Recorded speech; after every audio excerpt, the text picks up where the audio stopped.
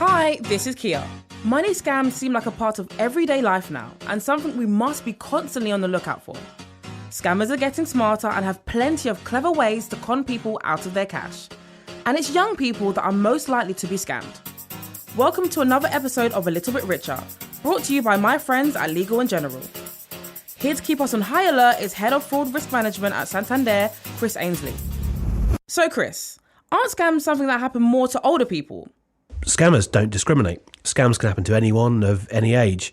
And what we find is that lots of people think that the scam will never happen to them. They think they're immune to it, it's not going to happen to them.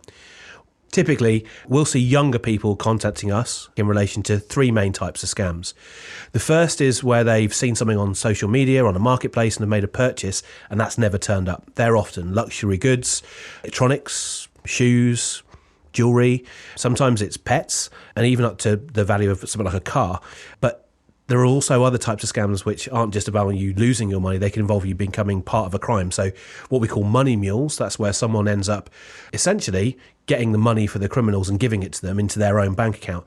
And that's really common. We find people being recruited on social media. There's hashtags that they will follow and get rich quick type schemes. But also what we call impersonation scams are a big problem for younger people. And that's basically the kind of scam where you might see you've got a fake text message and you put your details into it, and then someone will call you and pretend to be from maybe your bank, maybe the police, and trick you into moving your money somewhere you wouldn't usually. And younger people who are more engaged with technology or on social media are probably more likely to be victims of those kind of frauds than older people. I completely agree. I've been getting a lot of scam text messages and emails, and I know that it's a big thing. Like you mentioned, social media is where I've seen the vast majority. But I want to touch on one that you mentioned is money mules. Now, I guess I'm classed as Gen Z, and I'm in that audience. And I've seen a lot of people, like you said, this get rich quick thing, make quick money, just take money into your bank account and you can have a cut. But could you give us an example of what a money mule looks like? Yeah, sure. I mean, if we focus on the sort of get rich quick type thing first, I think one of those things that people might be often looking for is a side hustle, right? Or something where they're going to make a little bit more extra money to pay for those extra things that, you know, their bills are costing more, et cetera, et cetera. And if you're online, there's two kind of things you might end up getting involved with. The first might be some kind of investment scam, right, where basically you end up giving someone your money thinking you're going to get a bigger return and you get nothing. That often involves things like high return crypto scams, things like that. And I see those all over social media. The other one is where the criminals use you and your bank account. And that is really a problem. So they might have posted lots of images of loads of cash or whatever else. But essentially what they're trying to do is use you to hide their crime. So instead of getting money paid into the organised criminals' bank accounts, which they probably don't have anyway, they'll use a lot of people to receive smaller amounts of money. And you might be asked to give them the cash, you might be asked to buy things and give it to them, you might be asked to even give them access to your bank account, like give them your card or give your online banking details. And what you'll find is you may think you're working for them, you may think you've got a job, or you may think you're going to get a cut of whatever's happening. What you end up doing is essentially committing a criminal offence, right? And being a money mule is essentially a money laundering offence, which if you look at it, it's up to 14 years in prison, right? Wow. And that is irrespective of the value of what ends up happening. So every fraud we see, every scam that involves moving money from one bank account to another has to have one of those money mules, and therefore the criminals are always looking for new ones. It's the criminal offence part. I think that's what a lot of people don't realise or don't maybe take as seriously. For example, when I was at university, I had a few friends, and everyone's strapped for cash when you're in university, you don't have much money. But they were approached by some guys that we knew to, like you said, use your bank account, if you want to transfer some money over, and you send it back to us and you keep a cut. And I remember we had this conversation and I told everyone, I don't think it's a good idea. I know we're all strapped for cash, but I don't think it's a good idea. They went ahead with it, and it turns out that not only did they take in the money, but the guys who they gave access to the account to, the girl her parents had been saving for her, and they stole all her savings out of her account, which was it was terrible. Yeah, and I think the problem you've got there is the minimum that's going to happen is you're going to lose access to your bank account, right? And actually, in reality, you may lose access to any kind of bank account or financial service for like maybe as long as six years if you end up being reported as a mule.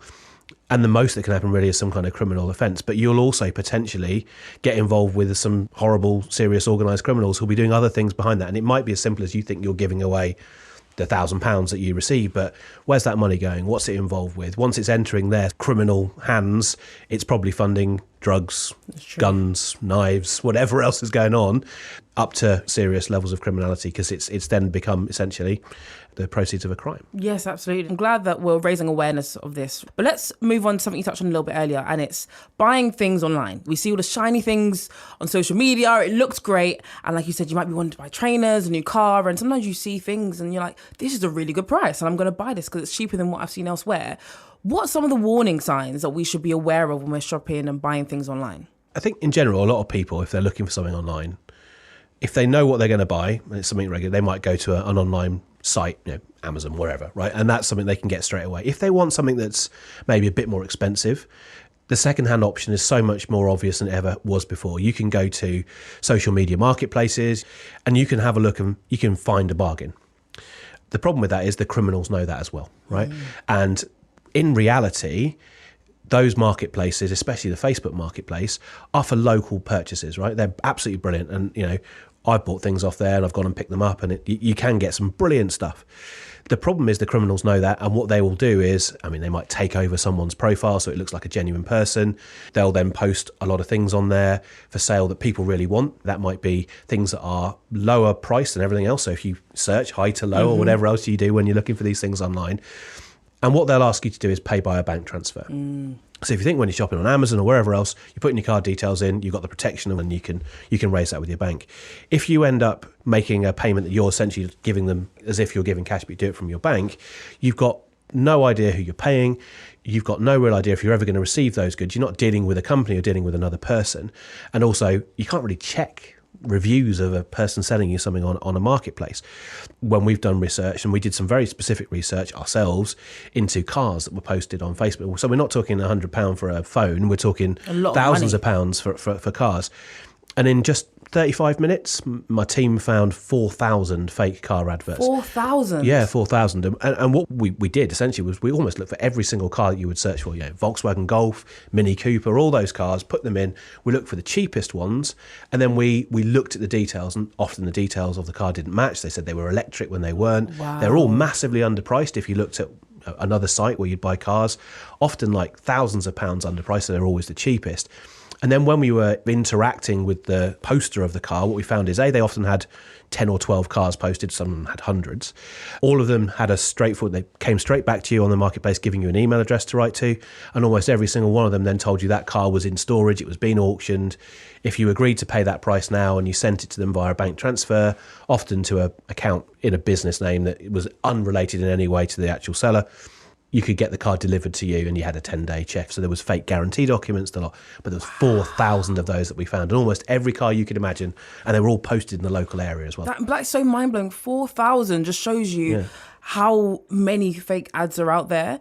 And something as expensive as a car, whether it's your first car, you're upgrading, that is a lot of money to put down on anything. Yeah, and on those car scams, when we looked at our own customers that are reported to us, about 20% of all those customers that had reported a car scam of some description like that to us were under the age of 25. Wow. 20%. So that's because there was a £3,000 price for a car that might be 8,000, 9,000, 10,000. So they thought they were getting a really good price.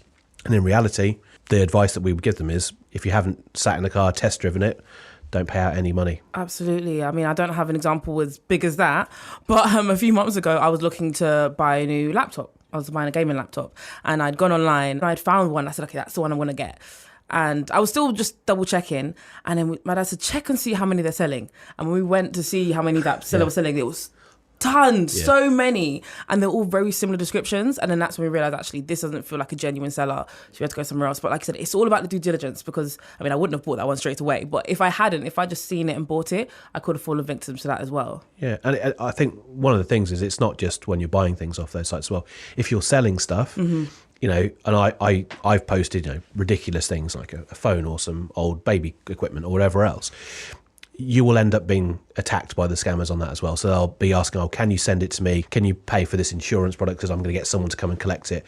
So it's not just when you're buying things off there, you've got to be careful. If you're also selling things, you might end up losing money and also not selling the thing in the first place, because again, it's a real common scam that we're seeing, where customers have been asked to buy things or pay for extra shipping or whatever to send to someone, and even for a low value item. Oh gosh, there's a lot to be aware of. But let me just circle back to something you touched on earlier, and that's impersonation scams. Yeah. So what should we be on the lookout for if we receive calls or someone gets in touch with us pretending to be someone that they're actually not? Yeah. So I think on impersonation scam, and if we focus in on what the fraudsters are really trying to do when they're pretending to be a bank, for example. So we see impersonation scams pretending to be mobile phone companies, the police, the HMRC. But if we look at the ones that affect the banks, which is probably the most common ones because they want to get into your bank account, they are usually someone calling you and saying that your account is somehow compromised. Your account's been defrauded, someone's trying to get in, they might have sent you a fake text message. And what I try to explain to people is usually that's come off the back of you unwittingly having given away your information to them in some way, right? So and what we've found, this is through work we've done with the police and our own sort of research, is that most of those type of scams where someone's calling you pretending to be from your bank actually relate back to another scam that people probably are very much aware of, which is you getting these fake text messages saying they're from delivery companies. And I've had like 6 in the last couple of weeks. They're obviously at it again, right? These criminals. And most of those ask you for some very simple information, right? And they'll literally just ask you, your parcel hasn't been delivered, put in your postcode and your name, we'll check it, and they'll do a fake screen. Sometimes they might then ask you for your card number just to pay for something. And from that information, they know enough about you to give you a call, right? So if you put in your card number, the first few numbers of that card will tell you who you bank with. Won't even need to ask for your bank account number or your bank name. They can tell that from that. They've got your name, your address, your postcode, maybe your date of birth, whatever else you've given them. And then they'll call you, right? So they don't do anything else. All they need is that information to then call you and pretend to be your bank or for someone else. And they might even say, have you received any fake text messages, or have you done this as part of that scam, right? And then what will happen is they will do whatever they can to get your money out of you, right? And often that takes the form of them saying, right, we need you to secure your account, right? Move money out of it, make a payment, change your limit, do this, give me your card number, whatever else they think. And it will depend on who you bank with and how many accounts you've got and how much money they think you've got. But in reality, if someone ever phones you saying they're from your bank won't ask you to move any money. Your bank won't ask you to log on to your online banking and check. Your bank certainly won't ask you what your bank balance is because they know. They won't be working with other banks. They won't be working directly with the police or whatever other story is being spun. And we set up a specific phone line for customers to know they can call their bank just really simply. So if you just dial 159 from your phone and you choose which of your banks is, it will put you straight through. So if you get one of those phone calls, you can literally put the phone down on whoever it is. That's always great because the bank won't mind if it's real. They'll think you're doing the right thing. And literally you can dial 159 and choose your bank and go through to them directly and say, have you called me? Is there a problem? Have you sent me a text message? So that's kind of how that scam works. And the thing is, it doesn't work every time. But they're doing it thousands of times, sending out thousands of those text messages. Everybody I've ever met has had one of those delivery scams. In much the same way as everyone has ever met has had one of those hi mum, hi dad, WhatsApp messages or whatever else. And same idea, they'll pretend to be someone else, ask you to make a payment. And if you're moving money from your account, you really need to be sure. No one's ever going to ask you to move money. No one's ever going to ask you for that kind of payment. So that's the simple advice really on that one. Absolutely. So it's really important for us to be vigilant. So off the back of that now, how can our listeners be careful and ensure that they don't risk losing any money? Because we've heard a lot of these scams and some of them are very sophisticated, as you said, and you can't always spot it. But how can our listeners make sure that they're being very careful and not risking anything? If we're talking about buying something, it's always, if it's too good to be true, it might well be. So we've seen lots of different types of scams on those social media marketplaces. If you think that looks really good, if you're buying it off that kind of place, make sure it's for local pickup. So if it's in your local area, go and have a look at it and make sure it's what you want. And you will still find the bargains, right? We're not saying you can ignore the bargains. We're not saying all the bargains are fake. In no way, and I've done it, right? So it's not that they don't exist. What I would say is on the other types of frauds that you see, especially those impersonation scams, they'll try and rush you. They'll try and make you concerned that there's something going wrong, that your bank account's been compromised. And let's be honest, if your bank account has been compromised in some way and your bank needs to get hold of you, they can message you. You'll see it in your mobile app if you've got that. You'll see it on your online banking.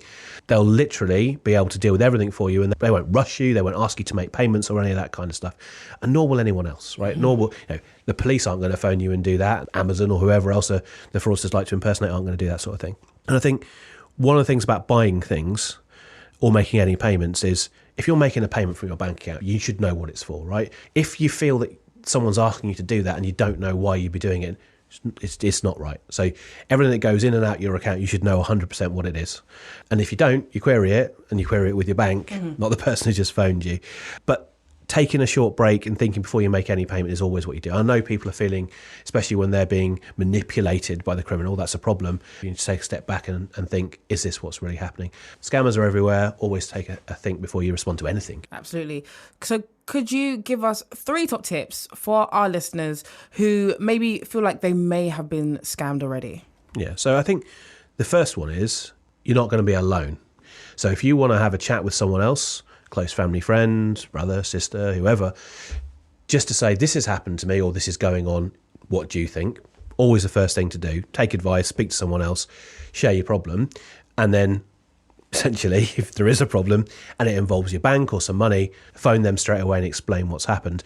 And actually, when you are going to talk to them, make sure you tell them absolutely everything as to what's happened. Don't be worried about not telling them that you did something or you think what you've done is going to cause a problem in the future. If you tell them absolutely everything that's happened, it will be managed. That means that you can limit whatever's. They'll give you material, they'll tell you what's happened, they'll explain what's gone on. Because most people that have ended up in a situation where a criminal's manipulating them, or whatever the word we want to use is, they don't really understand what's going on. They're being pushed through a journey and engineered by the fraudster. If you break that chain, speak to your bank and they'll tell you what's gone on. So that's probably the best 3 bits of advice. Amazing. Thank you so much, Chris. And I like the fact that you ended on just being transparent. I think sometimes if you have gone through that and you have done something, you can feel silly. And that's for any of those. Yeah, any of those fraud types, or any, if it's an impersonation scam, or you've the purchase, or especially in the money mule situation, if people are clearer about telling you what's gone on, it can be sorted much quicker. Absolutely. Chris, thank you so much for joining us. No problem at all. This episode has been full of knowledge. And I think hopefully our listeners have learned a lot and are now going to be on the lookout for any scams that may be coming their way. Fantastic. Next time, we are diving into workplace pensions and how you can get more out of yours. We'd love it if you could spread the word about our podcast. Tell a mate, share with your family, and help them get a little bit richer too. You can rate us, review us, and subscribe to the podcast so you never miss an episode. Keep up with the show on Legal in General's Instagram and TikTok channels where you can. Get in touch and see some behind the scenes. A Little Bit Richer is brought to you by Legal in General. Thank you for listening and see you soon.